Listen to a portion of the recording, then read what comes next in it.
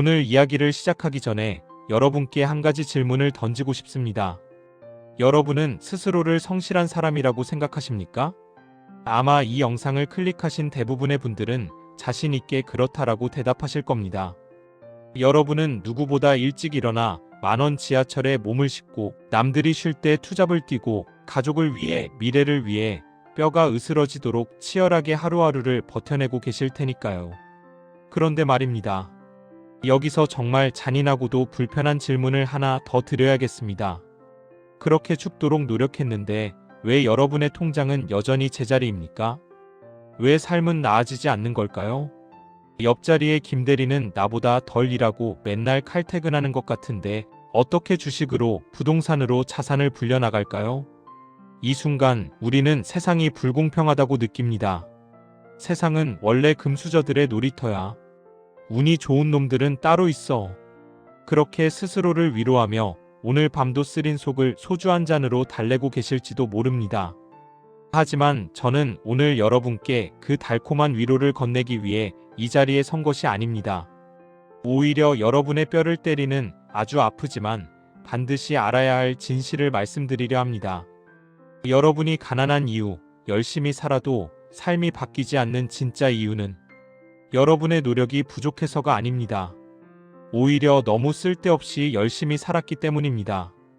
워런 버핏은 이렇게 말했습니다.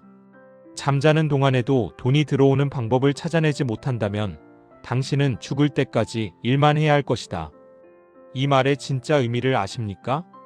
대부분은 이걸 단순히 주식 투자해라, 건물주가 되어라라는 재테크 조언으로 받아들입니다. 하지만 이 말 속에는 자본주의의 가장 냉혹한 비밀이 숨겨져 있습니다. 그것은 바로 이 세상은 노동의 양에 보상하지 않는다는 사실입니다. 세상은 당신이 흘린 땀방울의 개수만큼 돈을 주지 않습니다. 세상은 오직 결과의 가치와 희소성에만 돈을 지불합니다. 오늘 저는 여러분이 평생 믿어왔던 성실함의 신화를 처참하게 부숴드릴 겁니다. 그리고 여러분이 지금 하고 있는 그 고된 육체적, 정신적 활동이 왜 성공을 위한 노력이 아니라 단순히 시간을 때우는 노동에 불과한지 증명해 보이겠습니다. 이 영상이 끝날 때쯤이면 여러분은 내일 출근길이 예전과는 완전히 다르게 느껴지실 겁니다. 단순히 열심히 일하는 일개미에서 시스템을 지배하는 설계자로 다시 태어나는 시간. 지금부터 시작합니다. 챕터 1. 노력과 노동의 결정적 차이, 헨리 포드의 경고. 자동차의 왕 헨리 포드는 이런 명언을 남겼습니다. 생각하는 것은 세상에서 가장 힘든 일이다. 그래서 대부분의 사람들은 생각하는 대신 죽어라, 몸을 움직이는 쪽을 택한다. 이 문장이 오늘 영상의 핵심입니다. 우리는 흔히 몸이 힘들고 땀이 나고 시간이 오래 걸리는 일을 하면 나 오늘 정말 열심히 노력했어라고 생각합니다. 야근을 해서 밤 11시에 퇴근할 때 느끼는 그 뻐근한 피로감, 주말에 쉬지 않고 나가서 배달 아르바이트를 했을 때의 그 묵직한 다리 통증. 우리는 이것을 노력의 훈장처럼 여깁니다. 하지만 냉정하게 말해봅시다. 그것은 노력이 아닙니다. 그것은 노동 레이버입니다. 노동이란 무엇일까요? 이미 정해진 매뉴얼대로 몸을 움직이는 것입니다. 시간이 지나면 휘발되어 사라지는 것입니다. 오늘 택배 상자를 100개 날랐다고 해서 내일 날라야 할 상자가 줄어드나요? 아닙니다. 내일은 또 새로운 100개의 상자가 기다리고 있습니다. 이것이 노동입니다. 다람쥐 쳇바퀴처럼 끊임없이 돌아가지만 결국 제자리인 것. 반면 노력 에퍼트이란 무엇일까요? 노력은 문제를 해결하는 과정입니다. 어떻게 하면 이 100개의 상자를 내가 직접 나르지 않고 옮길 수 있을까? 어떻게 하면 컨베이어 벨트를 만들 수 있을까? 어떻게 하면 사람들이 직접 물건을 가져가게 만들 수 있을까? 이 고민을 하고 시스템을 만들고 구조를 바꾸는 것. 이것이 바로 노력입니다. 여러분이 회사에서 시키는 엑셀 작업을 10년 동안 매일 8시간씩 했다면 여러분은 성실한 노동자입니다. 하지만 그 10년 동안 엑셀 매크로를 짜거나 프로그램을 배워서 그 업무를 자동화시키지 못했다면 죄송하지만 여러분은 단 1분도 노력하지 않은 것입니다. 세상은 잔인합니다. 여러분이 10년 동안 엑셀 칸을 채우느라 흘린 땀과 눈물에 대해서는 아무도 보상해주지 않습니다. 하지만 누군가가 일주일 동안 밤을 새워 만든 자동화 프로그램에는 수억 원, 수십억 원의 가치를 매겨줍니다. 이것이 바로 노동자와 자본가, 가난한 자와 부자를 가르는 결정적인 차이입니다. 가난한 사람은 몸을 바쳐 시간을 돈으로 바꿉니다. 부자는 머리를 써서 시간을 벌어주는 시스템을 만듭니다. 지금 스스로에게 물어보십시오. 나는 오늘 하루 내일이면 사라질 반복 작업을 했는가? 아니면 1년 뒤, 10년 뒤에도 나에게 수익을 가져다 줄 자산을 만들었는가? 만약 전자라면 당신은 아무리 땀 흘려 일했어도 게으르게 산 것입니다. 생각하기 귀찮아서 몸으로 때우는 게으름을 피운 것입니다. 챕터 2. 우리는 왜 가짜 노력에 중독되는가? 그렇다면 왜 우리는 이렇게 미련하게 몸을 혹사시키는 걸까요? 왜 생각하지 않고 닥치고 일만 하는 걸까요? 우리가 바보라서 그럴까요? 아닙니다. 여기에는 아주 교묘한 심리적 함정이 숨어 있습니다. 인간의 뇌는 본능적으로 불확실성을 싫어합니다. 생각을 한다는 것, 새로운 방법을 고민한다는 것은 엄청난 에너지를 소모하는 일이고 그 결과가 성공할지 실패할지 알 수 없는 불안한 과정입니다. 반면에 시키는 일을 하는 단순 노동은 명확합니다. 몸은 힘들지만 머리는 편합니다. 무엇보다 가장 큰 함정은 육체적 피로가 우리에게 주는 달콤한 안도감입니다. 밤늦게까지 야근하고 집에 돌아와 녹초가 되어 침대에 쓰러질 때 우리는 묘한 죄책감의 해방을 느낍니다. 그래, 나 오늘 진짜 열심히 살았어. 이 정도면 성공할 자격이 있어. 몸이 힘들다는 감각이 내가 미래를 위해 뭔가 하고 있다는 착각을 불러일으키는 겁니다. 일종의 마취제입니다. 진짜 마주해야 할 불안한 미래, 은퇴 준비, 텅 빈 통장 잔고라는 현실의 고통을 잊기 위해 우리는 스스로를 육체적 고통 속으로 몰아넣는 겁니다. 바쁘게 움직이는 동안에는 불안을 잊을 수 있으니까요. 이것을 분주함의 함정 더 BUSYNESS 트랩이라고 합니다. 현대인들은 바쁘지 않으면 불안해합니다.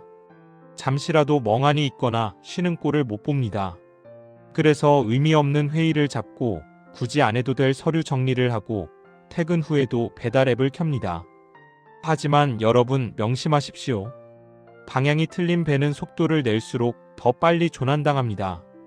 목적지가 동쪽인데 서쪽으로 전력 질주하는 것은 노력이 아니라 자해입니다. 여러분이 지금 느끼는 그 피곤함, 그 뿌듯함, 그것이 정말 미래를 위한 투자인지 아니면 불안을 잊기 위한 도피인지 냉정하게 구분해야 합니다. 워런 버핏이 하루 종일 사무실에 앉아 신문만 읽고 창밖을 쳐다보는 이유가 뭘까요? 그는 게을러서가 아닙니다. 그는 99가지의 쓸데없는 짓을 안 하기 위해 한 가지의 결정적인 기회를 잡기 위해 치열하게 생각 노동을 하고 있는 겁니다. 챕터 3. 부자들의 시크릿 코드 레버리지와 생각의 밀도. 자, 이제 노동과 노력의 차이를 알았으니 진짜 부자들이 일하는 방식을 훔쳐볼 차례입니다. 부자들은 절대 혼자 일하지 않습니다. 그들은 지렛대 레버리지를 사용합니다. 고대 그리스의 과학자 아르키메데스는 말했습니다. 내게 충분히 긴 지렛대와 지지할 장소만 준다면 나는 지구도 들어 올릴 수 있다. 가난한 사람은 자기 자신의 두 팔과 두 다리 그리고 하루 24시간이라는 한정된 자원만을 사용합니다. 이건 지렛대 없이 맨손으로 바위를 미는 것과 같습니다.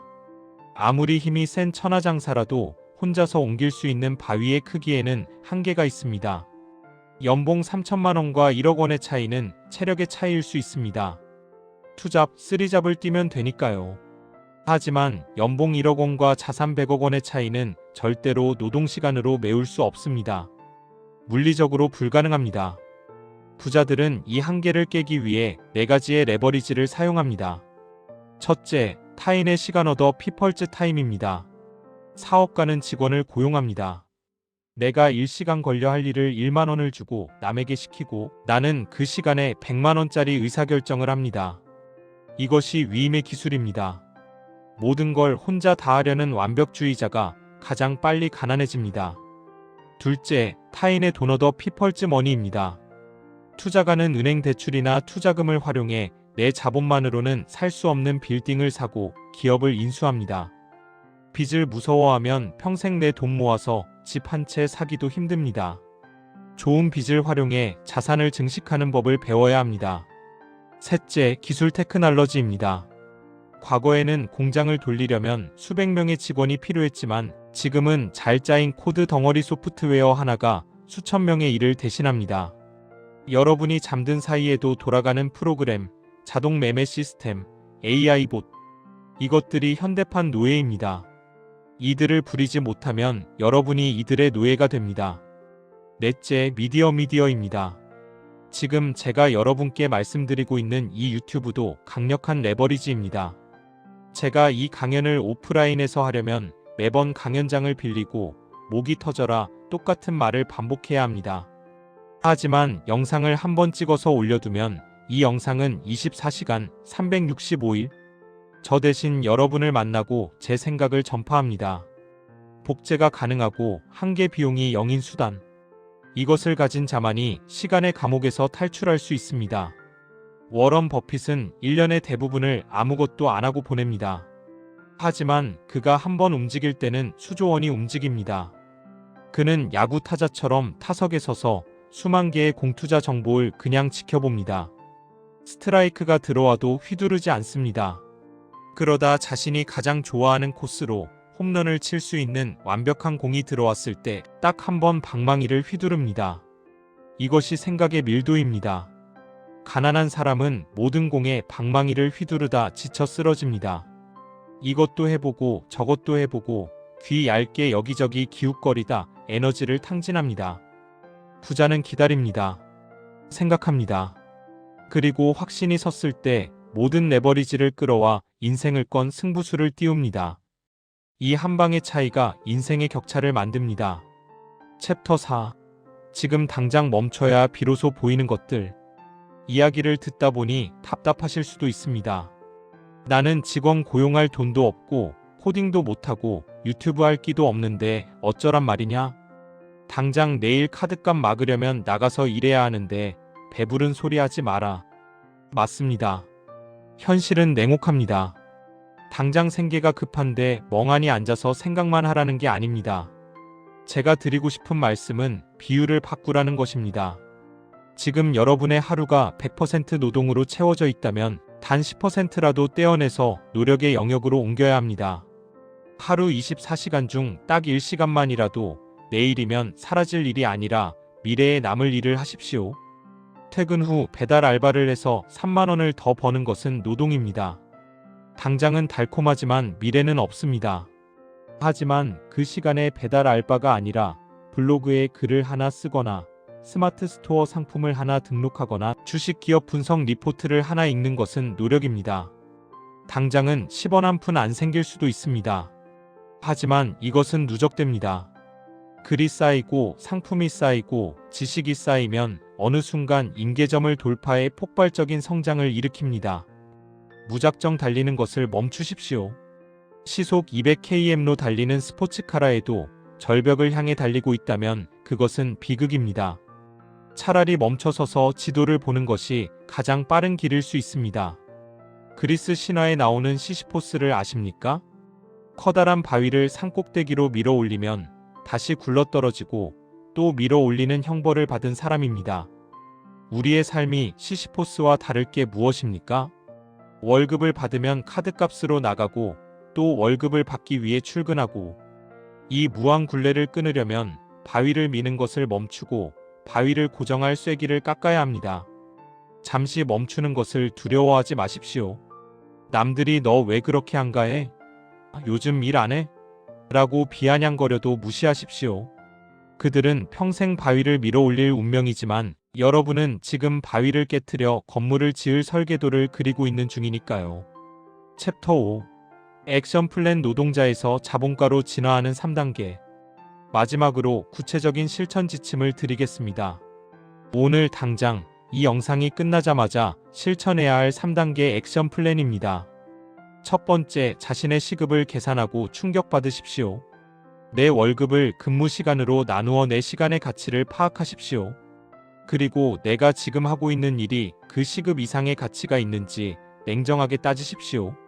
만약 내 시급이 2만 원인데 1만 원을 아끼겠다고 1시간 동안 인터넷 최저가를 검색하고 있다면 당신은 돈을 번 게 아니라 1만 원을 손해본 것입니다. 자잘한 일에 목숨 걸지 마십시오. 당신의 시간은 더 비싼 곳에 쓰여야 합니다. 두 번째, 삭제 딜리트와 위임 델러게이트를 실천하십시오. 여러분이 하는 일 중 안 해도 세상 안 무너지는 일이 50%는 될 겁니다. 습관적인 회의, 무의미한 보고서 작성, 과도한 집안일, 과감하게 없애십시오. 그리고 내가 굳이 안 해도 되는 일은 기계 AI, 자동화나 타인에게 맡기십시오. 그렇게 확보한 잉여 시간이 바로 부자가 될 수 있는 유일한 종잣돈입니다. 세 번째, 생각하는 시간을 스케줄에 박제하십시오. 운동할 시간을 따로 빼듯이 생각할 시간을 따로 빼야 합니다. 매일 밤 10시부터 11시 혹은 주말 오전 3시간. 이 시간 동안에는 스마트폰도 끄고 TV도 끄고 오직 종이와 펜만 드십시오. 그리고 쓰십시오. 어떻게 하면 내가 일하지 않고도 돈을 벌 수 있을까? 지금 내 사업 또는 업무의 가장 큰 병목 구간은 어디인가? 내가 가진 자원을 어떻게 레버리지 할 수 있을까? 처음에는 머리가 쥐가 나고 아무 생각도 안 날 겁니다. 당연합니다. 평생 노동 근육만 썼지 생각 근육은 안 썼으니까요. 하지만 포기하지 말고 계속 질문을 던지십시오. 우리의 뇌는 질문을 받으면 반드시 답을 찾으려고 노력하는 본능이 있습니다. 어느 순간 샤워하다가 산책하다가 번개처럼 아이디어가 떠오르는 순간이 올 겁니다. 그 아이디어 하나가 여러분의 10년치 연봉보다 더 큰 가치를 가져다 줄 것입니다. 결론, 땀 흘리는 당신이 아름답지만은 않은 이유. 영상을 마무리하며 다시 한번 묻겠습니다. 여러분은 여전히 노력하고 계십니까? 아니면 노동하고 계십니까? 우리는 어릴 때부터 땀 흘리는 사람이 아름답다, 노력은 배신하지 않는다라고 배웠습니다. 도덕 교과서에서는 맞는 말일지 몰라도 자본주의 정글에서는 틀린 말입니다. 방향 없는 땀방울은 그저 수분 배출일 뿐이고 전략 없는 노력은 반드시 배신합니다. 이제 그 무거운 짐을 잠시 내려놓으십시오. 그리고 고개를 들어 멀리 보십시오. 열심히 달리는 것보다 중요한 것은 어디로 달릴지 결정하는 것입니다. 부디 몸을 혹사시키는 가짜 위안에 속지 마십시오. 당신의 뇌를 혹사시키십시오. 치열하게 고민하고 냉정하게 설계하고 과감하게 시스템을 구축하십시오.